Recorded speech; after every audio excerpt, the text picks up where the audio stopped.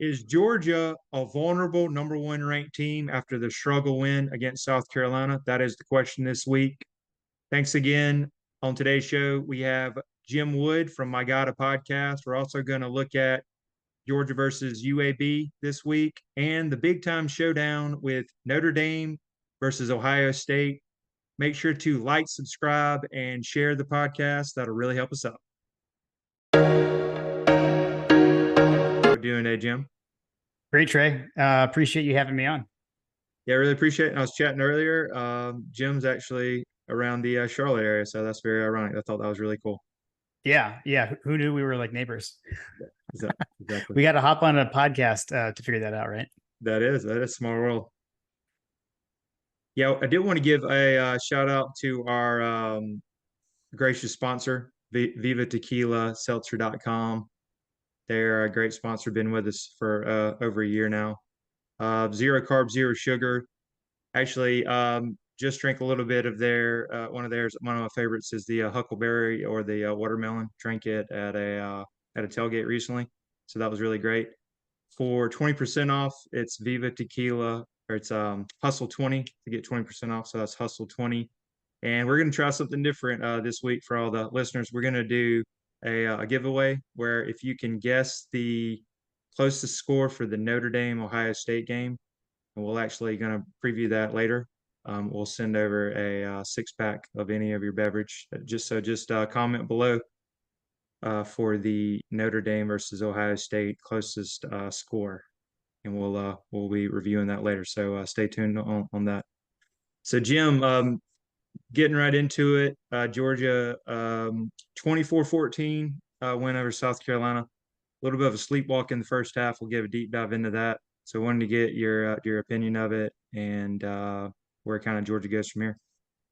Yeah, so I know a lot of folks are talking about, the slow starts, what's going on with the slow starts. And something that, so John Powell, my co-host on My God a Podcast, something that he mentioned is, is it really the slow start versus is it the fewer possessions that we've got going on with the new clock rules? So if you think about it in the first quarter, Georgia only had one drive in that game and got a field goal out of that one drive. So did get points out of their only drive. I felt like there were definitely, I honestly feel like the offense started faster this game than the prior games. I know there weren't a lot of points generated out of it, but that first drive at least came out of the gate getting yardage, but bogged down in the red zone, unfortunately. So I feel like kind of like what my criticism would be has changed a little bit. I liked what we were doing, just got to, with the missed field goals too, right? The best way to correct that is to score a touchdown.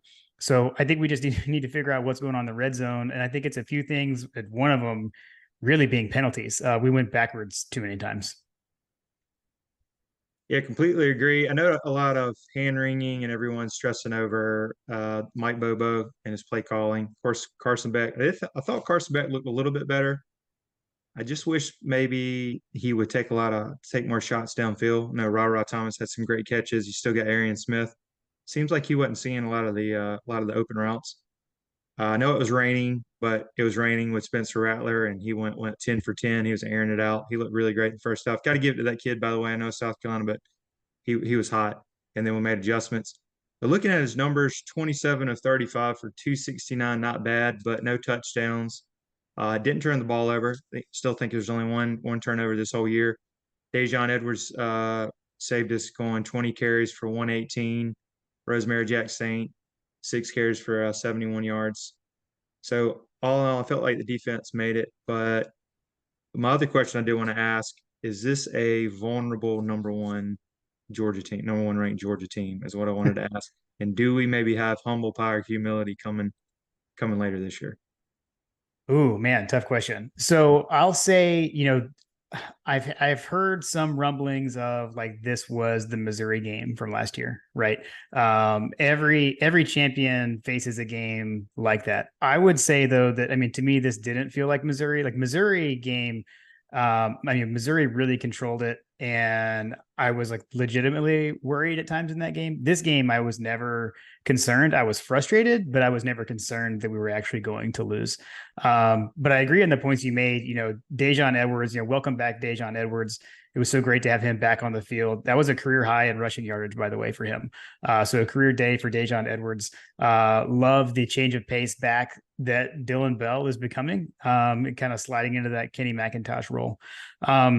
I think if you had asked me that before the season, I would have said no around, fear for this season. I will say this, things have changed, right? So when you looked at Georgia's schedule ahead of the season, it looked so easy and everyone was saying it was such an easy schedule. Oh, Georgia's going to coast through it. I think two things there. One, the schedule looked easy because it was Georgia playing the schedule, not any other team in America. But the other thing to add on is there are 5 undefeated SEC teams, Georgia being one of them. The rest of them are all yet to come on Georgia's schedule. So that's Missouri, Auburn, Kentucky. You've got a tough schedule here, right? And Ole Miss is the last one. So all those teams on Georgia's schedule, we'll see what Ole Miss is made out of this weekend, I suppose. I still think that Georgia has the talent and should make it through the schedule, the regular season's schedule unscathed. But we do have to improve. And I think Kirby would be the first one to admit that. I completely agree. And I think that, as we know, the bar has been set so high at Georgia, 2021 national title, 2022. And then we're kind of going for that three-peat. And I think we're really running into Mike Bobo, new OC, and then Carson Beck he's only started 3 times and he's still getting his feet wet. Yeah. We just hope we can continue to improve. And the stats are actually there. I saw one, I think it was from our friend of another podcast on Twitter, where he broke it down as we're actually, out of the 4 years, even with Monken included, we're second in points per game through the first 3 games and second in yards. So it's there. It's just like you said, just got to score touchdowns. And then we'll get into it. Just a banged up football team. Marius Mims down, the tightrope ankle. I mean, that could be 4 to 5 weeks. I think it's a little better having a lineman because you don't have to go down and cut and everything. But I'm hoping maybe get him back by Florida, maybe. So, we're just a banged up football team. In that list earlier, I think they released yesterday, 16, 18 guys banged up. Yeah, it's insane. I know Kirby said Ron Corson told him it's the longest injury report we've had since Kirby and company got to Athens. So, I don't know. As Kirby would say, we're hopeful to get all those guys back, right? Exactly. And then one other question before we we'll look at UAB recently. Does this gentleman get kicked this week is what I want to know.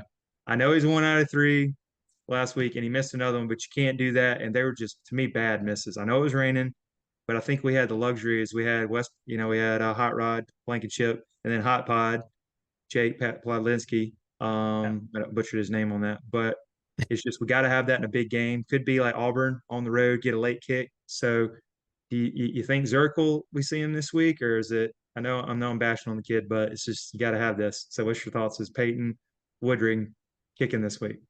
So I think, with Kirby as the head coach, one of the things he does a couple of things, right? So he talks to these kids through the media a lot. And then, he's really into sports psychology and thinks a lot about how to work with these players. The sense I get is we will not see a change. I think we'll continue to see what we've seen. That'll be Zirkle kicking off and Woodring handling the field goal duties.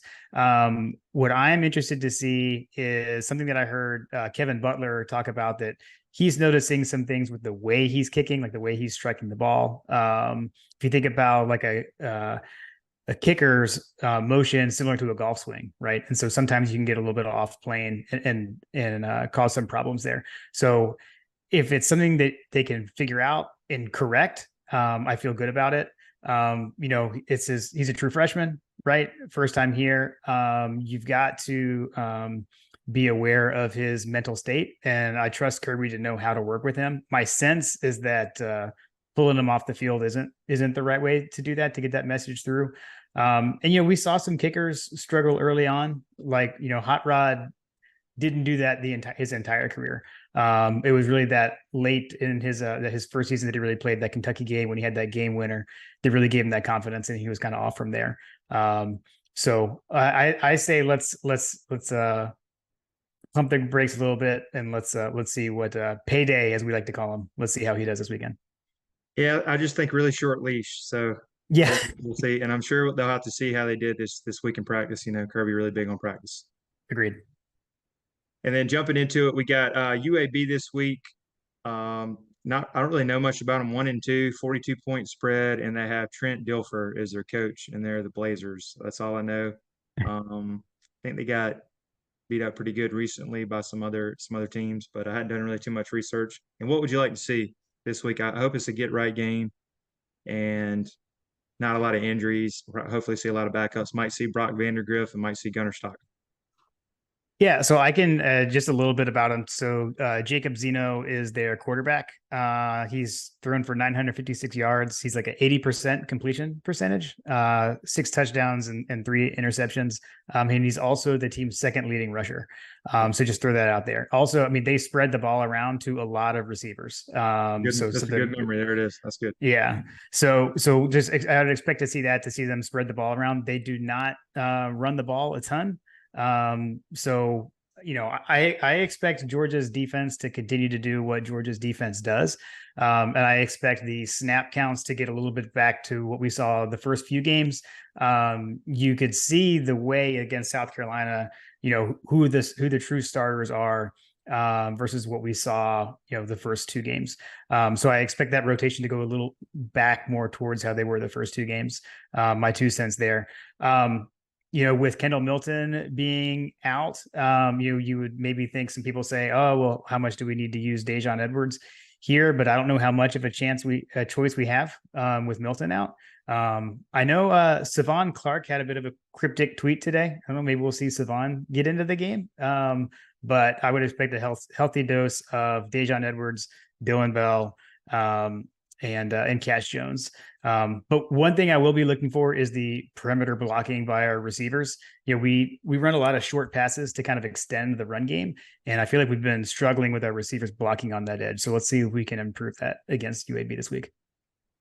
Completely agree. Hopefully, no injuries. Just kind of get in and get out. 42-point spread. Do you think we cover this week? Oh man, that's spoiler, we recorded our next episode last night. I did not pick Georgia to cover the spread. That's a huge spread. That is. I see it being. It's just hard to keep teams out of the end zone. I'm going to say like 42-7, 45-7, something like that. Yeah, 42-7 actually is that was my pick. So Okay. I agree with you there. Awesome. Great. And then looking into a great slate of games this weekend.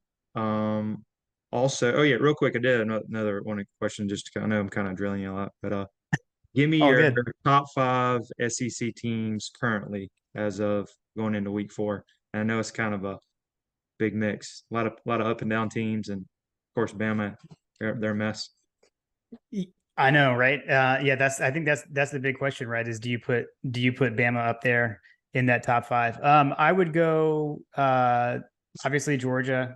So I would say Georgia. I'm not going to go in order yet, but I would say Georgia, Alabama, Ole Miss. You would have said Tennessee before last weekend, but I don't know what to say about them just yet. So then I would say LSU 4th, and in the top 4, and then to me 5 is it Florida or is it Tennessee? That's kind of my question mark right there. People who are hanging in there that could crack that, some of those other undefeated teams that I'm really curious to see, but I don't have the body of work yet. Missouri is intriguing to me. And then Kentucky is up there. They're doing what Kentucky does, right? Under Coach Stoops. Nothing sexy on offense, right? I mean, line of scrimmage team try to slow the game down. So I don't know. Actually, maybe I'll throw Missouri in there as that 5th team.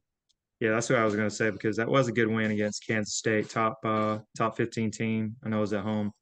Yeah, for sure. And, they're actually sneaky good. They could only maybe have like one loss by the time we play them. That could be They could be ranked. I'm glad we No, got. they certainly could, especially getting through that Kansas State hurdle. I mean, that was one of the big ones for them. So it's a real possibility.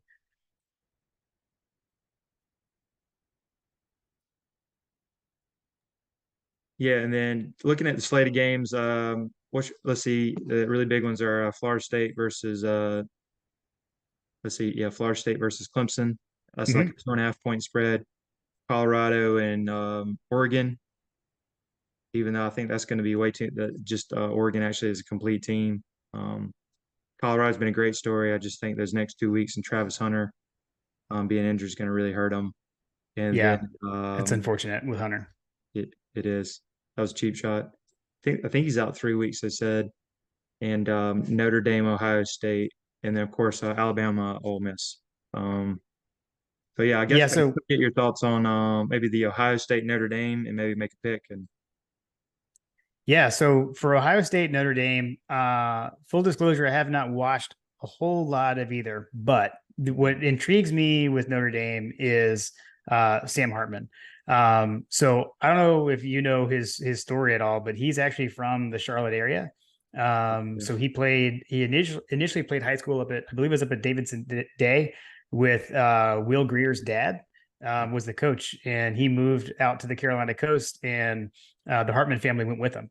And so he was actually featured on that show QB1. If you remember that, that's the oh, show yeah. that Jake Fromm was on. So Yeah. Hartman was on a season of that, his last season, getting that new program started.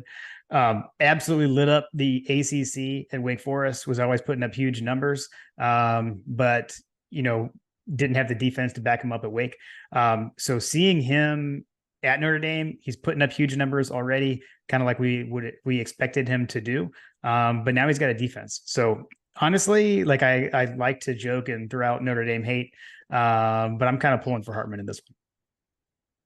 I mean, it being only a 3 point spread is uh is interesting. And Kyle McCord, Ohio State's kind of done taking care of business. Didn't look that great against Indiana. I know it was his opening start, but Sam Hartman's been scary so far. 13 touchdowns, no picks, over 1,000 yards. Um, Yeah, he's unbelievable. yeah, I'm gonna go ahead and make a pick. I like 31, 31-28 Notre Dame because they're at home and it's going to be a night game. And I think Hartman it has a little bit more experience. So also Mm. for the listeners out there, if you can make your prediction on this game. So Ohio State is favored by 3. If you give your prediction, we'll send you a 6 pack of the Viva Tequila Seltzer. So comment below whenever you see this, whenever this drops. That'd be great. I'll go 31-28 Notre Dame. And what's your pick? I'm gonna go a bit more of a shootout. I'm gonna go 42. Oh, I'm gonna go 42 to 38. Get a little odd score in there. okay. You like Rudy winning that one? I do. I do. Sorry. Yes, Notre Dame. Okay. Notre Dame to win. All right. I like it. And then thoughts on any of the other ones? How about Alabama and Ole Miss? And you got Milroy, or as my friend Uncle Lou, if you follow him, calls him Mildew. Yeah, yeah. So he's back, right? Yeah, he is. So I don't know exactly what mind trick Saban was playing with all this last week.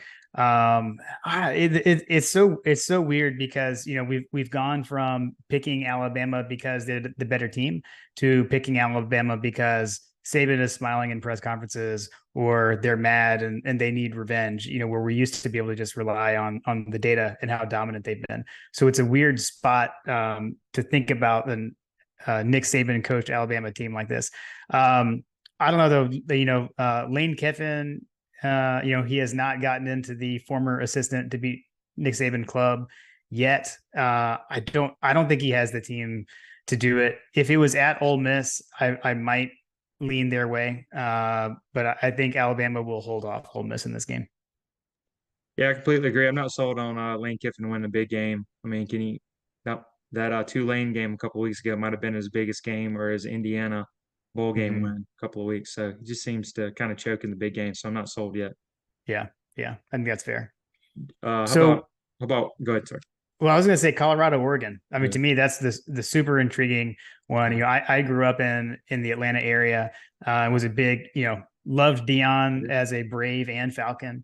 I think it's pretty cool. I think when you go through if you remove all of the glamour and the Showtime type stuff that he tends to do as primetime, he's really, when you listen to him speak, he's actually a pretty like old school coach mentality when you hear him talk about things. So it's a very unique blend. I think it's a great story, and that's why everyone has latched onto that. We've also got the storyline of what Dan Lanning said about Colorado when he found out that Colorado was leaving the Pac-12, Right. and saying something along the lines of, what did Colorado ever do in this conference? What did they ever win? So, he definitely gave Dion in Colorado plenty of ammunition, earlier this year to use this week, but without Travis Hunter, I don't see it. Bo Nix has really been thriving out west ever since he went out there. So I'm gonna stick with Oregon. Colorado might hang around, but I think Oregon pulls away in the fourth quarter. Yeah, until I heard all those stats. I think they're like ranked like 118th in total defense. Um, the Sanders kid's been sacked one of the most times. So I just think Oregon's too much of a complete game. That 20 points, 21 seems a lot. So I would probably take Colorado in the points because I think they can kind of hang around. Yeah, But yeah. yeah, just I think Oregon gets it. And then how about Florida State against Clemson? Kind of a tricky game, a noon game, Death Valley. Point spreads are Yeah. below.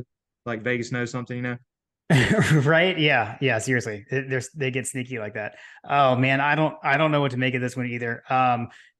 Before, if we hadn't seen last week's game, if Florida State was off last week instead of struggling with Boston College, we would all say Florida State's going to roll in this game. Right. Right. Instead, took it to the wire against one of the worst teams in the ACC. And it's, but I will say noon kickoff tends to favor the road team, even if that road team is the higher ranked one. So I expect Florida State to get the job done, which I think is going to spell some trouble for Mr. Dabo. Yeah, I think it was a look ahead game. I know they barely, but I think they're really focused on Clemson. And I'm not really sold on the Cade Klubnik kid. He seems Yeah. real, got a lot of tools, but not. And then the OC, not sold on him yet. They're kind of struggling. They just look bad. I think it was a good Duke team. They just looked bad in that first one. Mm-hmm. But yeah, I'm Yeah. gonna go with I like Florida State and the points to cover. Close one, but I like them covering. Nice. And then how do we follow My God podcast on the socials? I've been checking out your. I think it's great that you're on Apple Podcasts, iHeart, all the ones in your YouTube page. I think it's over 4,000 and growing, which is impressive. Yeah, yeah. So we're on. You can find us at My Got a Podcast pretty much everywhere, on our website. We got links out to where you can follow us. Same handle on Twitter, Facebook, Instagram, and YouTube. And we do 2 episodes a week. We do a preview of each game and then a review. We're pretty interactive. We're probably the most active on Twitter, I would say. Do a lot of GIFs. That's kind of one of the things we're known for. Just we'd like to grab like funny moments that we see in a game, make a GIF out of it, get that out there, so that everyone can use them to share. But yeah, thanks for that, pointing that out. John and I have a really good time. We are in our 4th season of doing the podcast right now. Yeah, that's awesome. So make sure to subscribe and check out all of them on all the platforms there. That's really great. You're on all those. And any closing thoughts? Anything you wanted? Any questions for me? I know I Yeah, didn't usually drill you with them. that's all right. Yeah, so I mean, I think the big like elephant in the room and what everyone is griping about is Bobo and the offense. I would just say, I would say again, I feel like if we should probably all calm down about it. I was actually really excited with the Bobo hire. Hmm. I think we're comparing what we're seeing in the first 3 games to what we saw in the last 3 games of last season. And just remember that Georgia didn't look like that for the entirety of the year. Yes, Georgia came out the gates and, looked like world beaters against Oregon last year. But that was a huge game in, a big neutral site game with a lot of eyeballs on it. And we needed to come out looking like that. If you want to look at Georgia not doing so great against UT Martin, look at how Georgia played against Samford last year. right? So I don't think there's that huge of a difference. Kirby Smart is not one to empty the playbook against the lesser opponents. And again, there is a changeover. I think that the terminology, the offense is pretty much the same. And if you look, they are the same plays for the most part, from what I've noticed. So I'm not personally worried. I think we've got, some new guys on the offensive line, and we're breaking in a quarterback. And it's, think back 3 years, we didn't imagine that we would be saying something like, man, it's not easy replacing Stetson Bennett, right? We're breaking in a new quarterback for the first time in a couple of years. So I'm confident that we're going to get there. Yeah, I'm just really kind of getting a little hand wringing, as I say, or worried about the injuries because it's just they can Yes. be only so deep. So that's one thing, and it's hard to kind of sit the guys and try to get them healthy all at once. So Yeah. And I guess function, a question for you is around, how big of an impact do you feel like it is not having Darnell Washington, this year, right? Like we've lost that kind of the sixth offensive lineman, basically, how big of a factor has that been? I think it's been really big, and you can kind of tell just how we supposedly had a loaded tight end room, and Lawson Lucky's been out with the ankle. I think the Pierce Sperling guy who's supposed to add depth, he's been out. Oscar Yeah. Delp's like done okay, but it's just it's hard to replace, a 6'7", 2'7" like specimen like Darnell Washington. And then I think he's about 89% with the groin injury. He's kind of pushing through. So I feel like we can't do the was it 12 Mhm. package as much. And yeah, I think we're missing a whole lot, especially in the run game. And I think our running backs are maybe not as deep as we used to. So yeah, we're missing him a whole lot. And he's pushing around guys in the league already. So yeah, we're missing him a whole lot. Yeah. Completely agree. Completely agree. Yeah, really appreciate you coming on. Make sure and check out My God Podcast on all the platforms. We'll show it down below. Also, again, if you can make a prediction for the Viva Tequila Seltzer for Notre Dame versus Ohio State game, uh, whoever has the closest score, we'll send out a pack of 6 or 4 pack to them. And if you're still around, make sure to like, subscribe, and to my podcast, the Dawg House Podcast. And really appreciate Jim Wood coming on today. Absolutely. Thanks so much, Trey. Appreciate you having Awesome. me. Go Dogs. Go Dogs.